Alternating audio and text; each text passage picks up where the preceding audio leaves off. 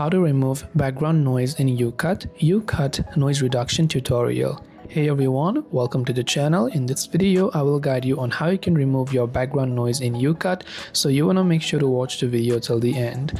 In order to remove your background noise in YouCut, what you want to do is you want to open up the YouCut video editor application and you want to navigate to your editing project from where you want to basically reduce the background noise.